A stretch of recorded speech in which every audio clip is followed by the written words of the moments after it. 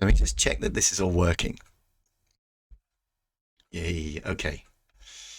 All right, so I've been trying to memorize this integration proof. Look at my axes. Okay, so it starts with, let's say, y equals f of x. And let's say that a function exists called a of x. And what a of x does is it gives you all of the area under the curve this side of your value x. Okay? And one thing we know about this is that if we increase x by a little bit, so this would be x plus h, then this area here, kind of trapped between the two x values, would be a of x plus h, because that would be all the area from here going this way, minus a of x, because that would be all of the area from here going this way, like this. Okay, so we've got a of x plus h minus a of x would be equal to this area.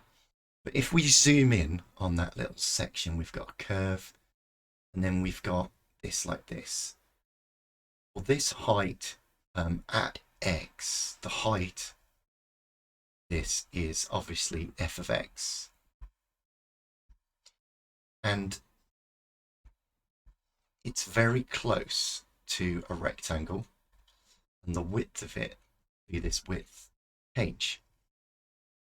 So we could write that this area here, a of x plus h minus a of x, is approximately equal to the area of this rectangle, which is f of x times h.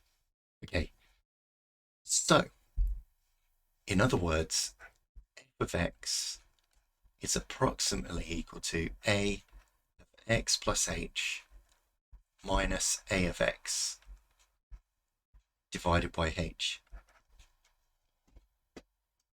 And then we say in the limit as h tends to 0, f of x is equal to the lim h tends to 0 of a x plus h minus a of x over h. Okay, so let me know, I might have skipped over a really important detail there, but it's just about trying to remember this pattern. And look, this is telling us that f of x, which is this original curve that we started with, y equals f of x, is actually the derivative. This is first principles. This is the derivative of this function a of x. So in other words, f of x is equal to dA by dx. And if that's true, if we integrate both sides, which I'll write underneath, integral f of x dx is equal to the integral of dA by dx, which is a.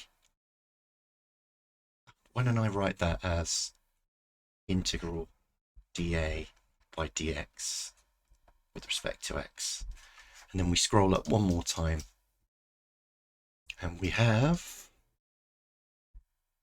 this is a, because it's the integral of the derivative, so a is the integral of f of x dx. So in other words, if you have a curve like this, some point x, and you want to know the area between this curve, let's let this go down to the x-axis here. If you want to know the area between this curve and the x-axis up to the point x, you integrate whatever the function is for y. And then taking this on one more step, if you have some point B and some point A, and you do the integral B, A. Actually, let's say you do the integral and you evaluate it at B. Oh, so that would be f of B. Something like that. Minus the integral at A. Then it's going to give you the area under the curve between these 2 points, which is probably one of the most useful, one of the things that integration is most used for. And that's 5 minutes, and I'm not even going to edit it. But that's okay. Thanks a lot. Bye.